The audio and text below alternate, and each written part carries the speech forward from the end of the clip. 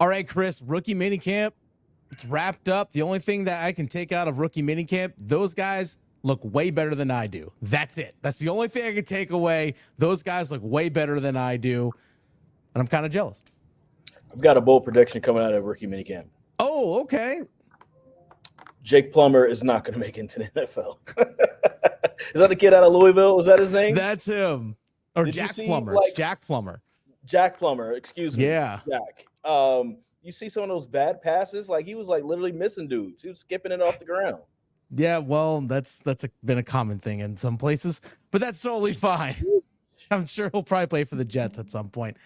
Let's get this sucker started. The state of North Carolina covers 53,000 square miles.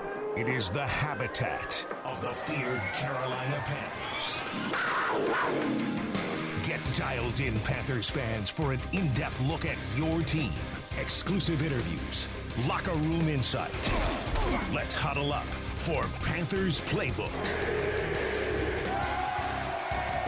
Here are your hosts, Dennis Cox and Chris Lea. Welcome back to another episode of Panthers Playbook. That is Chris Lea. Dennis Cox here with you as well. By the way, thanks to everyone that watched and viewed our last episode. I know it came out about a couple weeks ago, right after the NFL draft. Chris and I gave our grades on the draft. Tons of you left comments in your viewpoints. That's awesome. Make sure you subscribe because we're going to continue to put out some content for you guys all summer long. And then once the season hits, we're going to have our episodes twice a week for you all. But Chris, I was thinking the other day, now that rookie minicamp is wrapped up, it's the first season of the alignment, the first off season of the alignment. Dan Morgan, Dave Canales, the alignment. I was thinking about my outlook on this franchise compared to 6 months ago, or even just 3 months ago. I got a lot more positive an outlook on what the direction of this Carolina Panthers team is going right now with Dan Morgan as GM and Canales as head coach than I did at any point since David Tepper bought the team. At any point. So really over the last 6 years, it finally feels like this franchise is going in the right direction, Chris. And it's kind of scary too, because I know, part of me doesn't want to get my hopes up. And I think that there was just like a few times over the last few years, we kind of got pump faked a little bit. It's like, oh, they did this and they're saying this and this is their messaging. And man, are the Panthers turning over a new leaf? And really, at the end of the day, all we had to really do is just kind of look at, what they had going on, really listen to people and see that, no, this is just still a regular team. It's going to be bad. We can't really expect much. And I'm kind of wondering, am I doing that to myself now? Because I listened to Dave Canales, and for the first time since Ron Rivera, I'm listening to a guy that I would like to play for if I played professional football. I'm just thinking man, I'd love to play for that guy, learn under that guy. And then I'm seeing what Dan Morgan has been doing through free agency and the draft and just the moves he's been making. I'm like, these moves make sense. I don't look at any move and look at it as, wow, that was horrible. I don't think any of us truly liked getting rid of Brian Burns, but essentially there was no choice in the matter. And what he did with that remaining money that you didn't have to pay Brian Burns has been astounding. You've been able to really build the team and the weak spots that they had. And then you also listen to the rookies that are coming in. I'm sorry, but Xavier Legette sounds like a guy who is, I'm not going to say he's going to be, a top receiver in the NFL. He sounds like he's going to be better than what the Panthers have had over the last few years. That's not that hard, but it just feels like it. Yeah. You know what I'm saying? Jatavian Sanders sounds like there's a feeling from him, like he's going to be something. Jonathan Brooks, there's a feeling from him. He's going to be something. And I'm just like, am I thinking this? Am I overthinking this in my head? Am I making this up?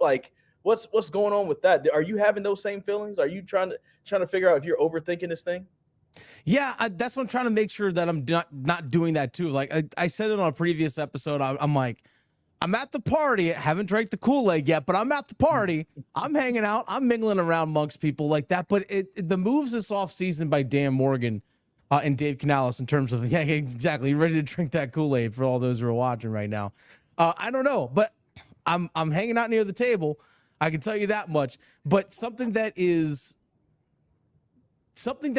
standing out to me is that it seems like they actually have a plan of what they want to do, who they want to be, and they're trying to execute that plan as best as they can. They have an idea of what they wanted their identity to be. They have an idea, it seems like, of what they want their offense to look like in terms of the people that they picked up.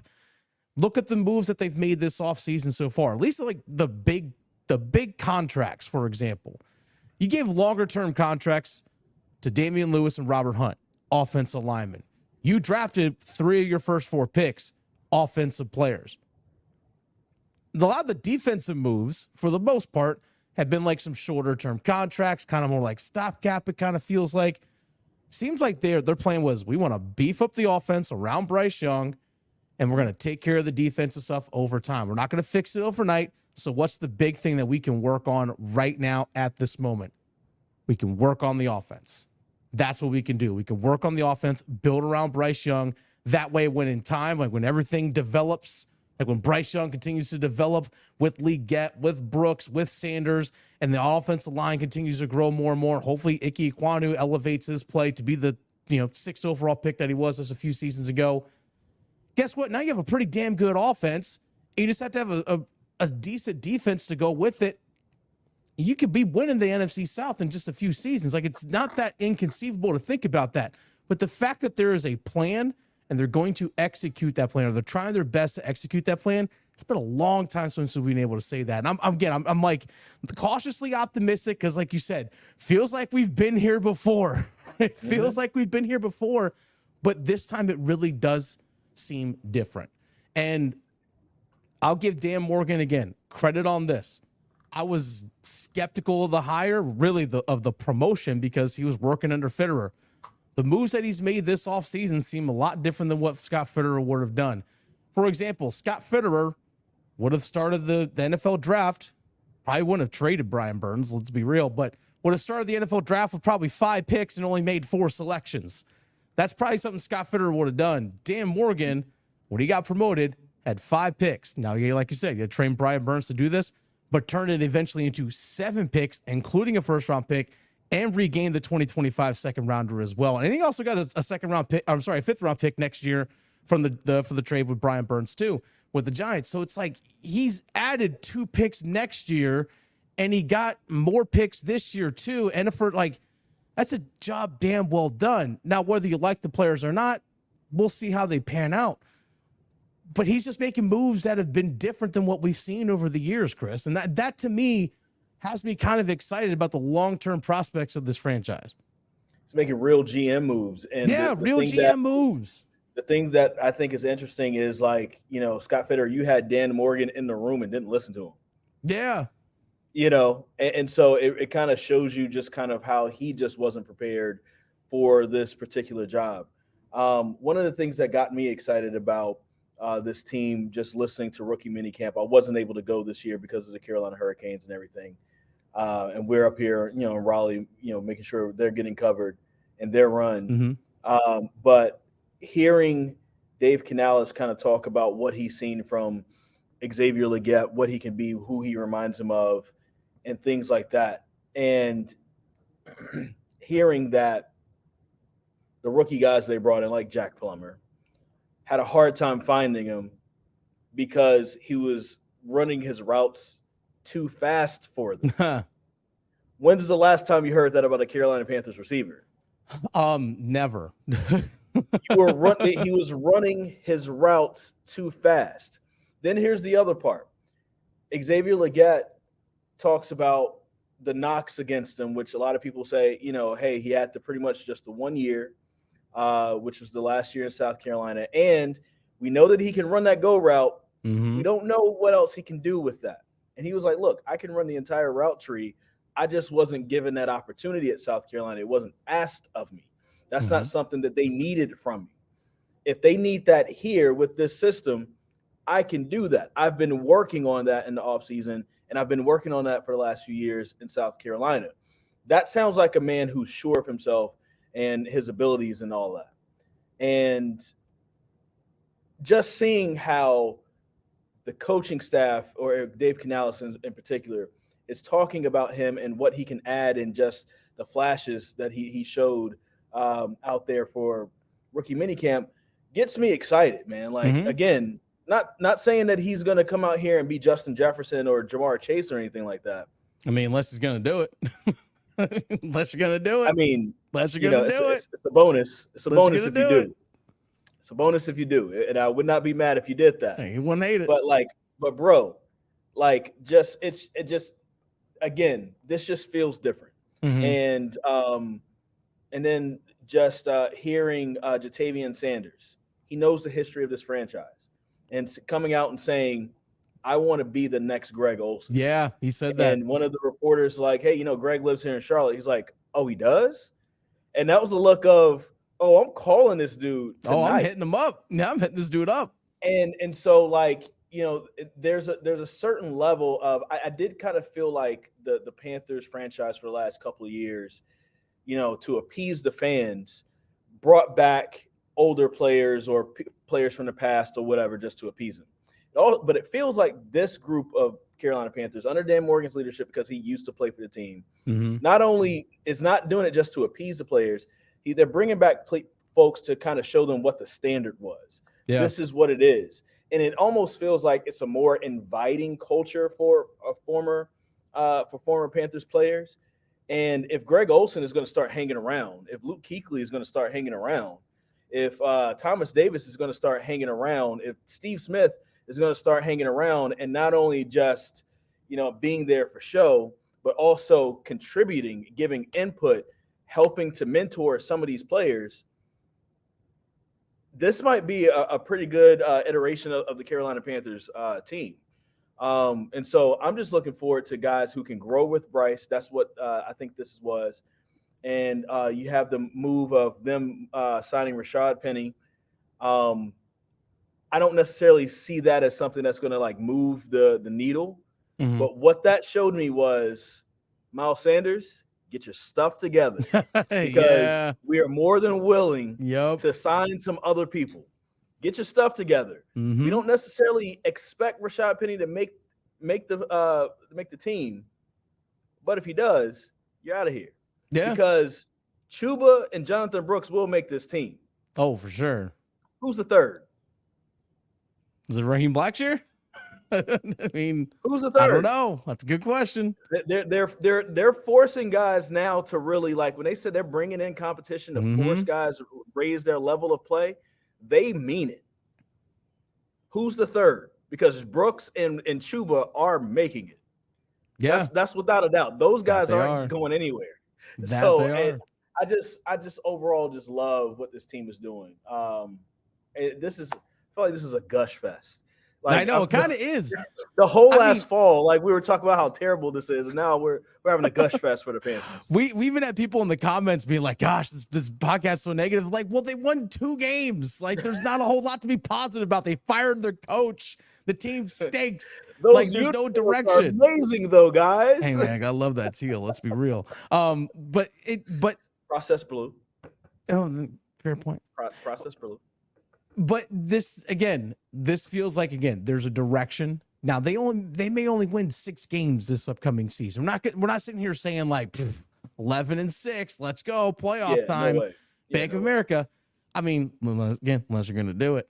But I think honestly, if this team gets 5-6 wins and we see steady growth and they're competitive and there's the culture that Canales and Morgan want to build, if we see that and we see growth, good.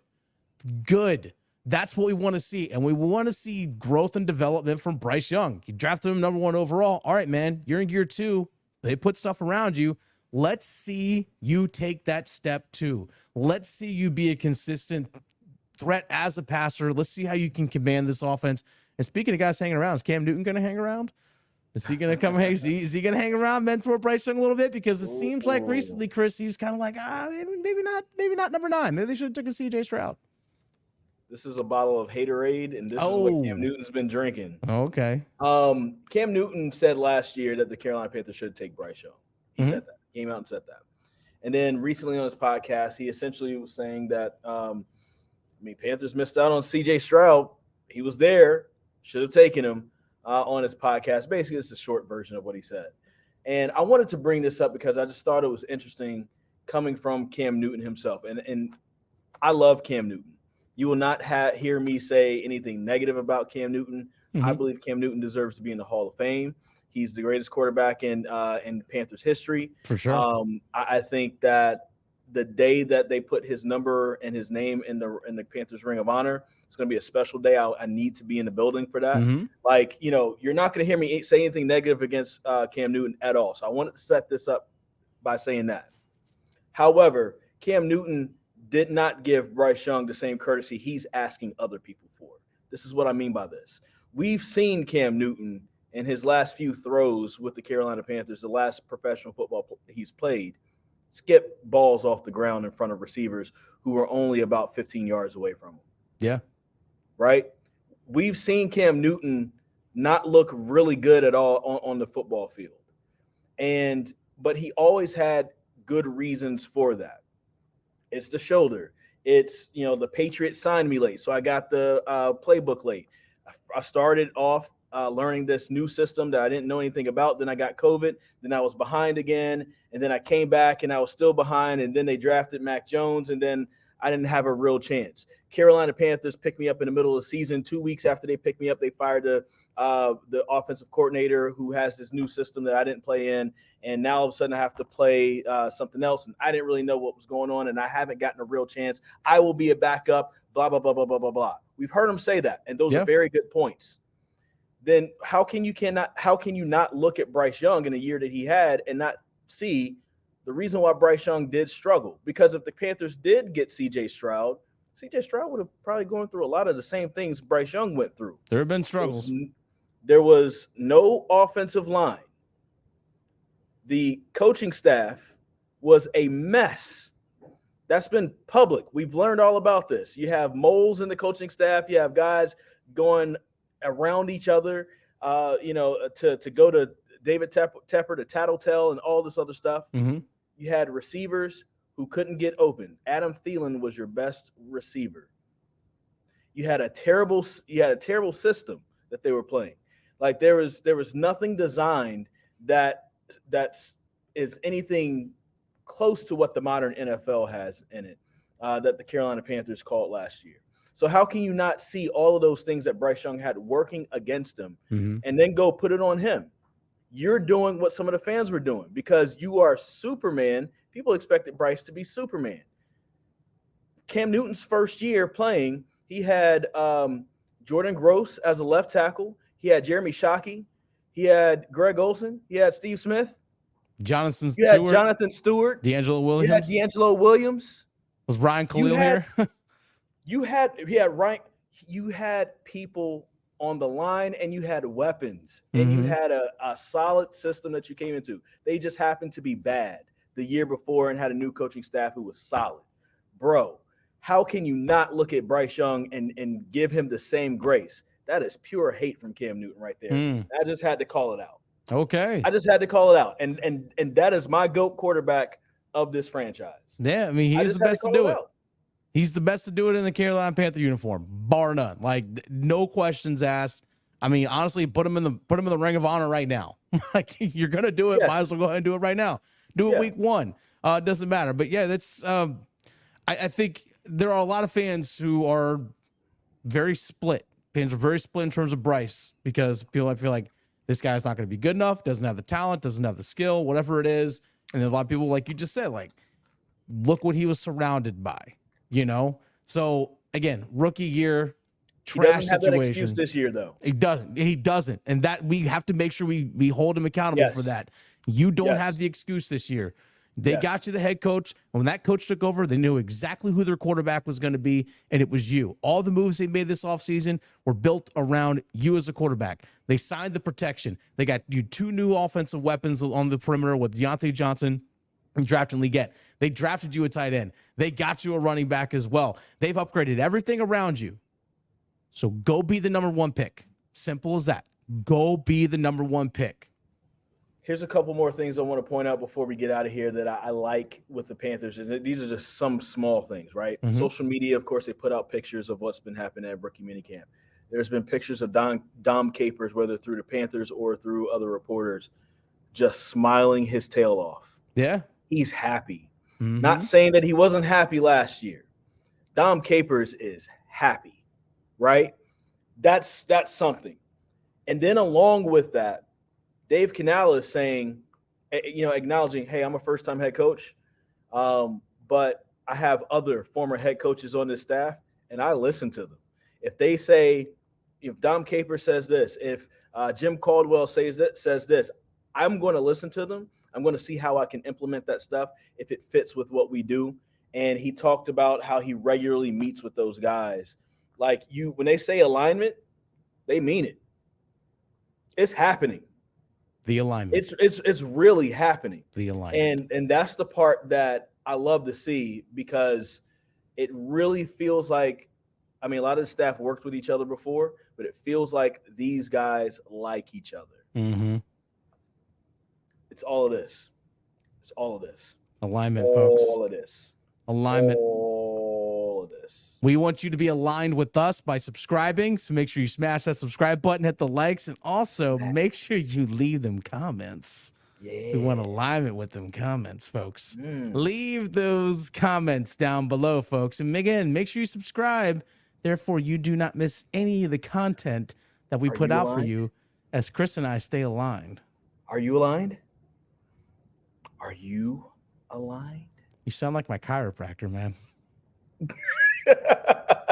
What are you and your chiropractor doing? We'll see you on the next episode. Oh, that was a spot. Yes, exactly. That's it.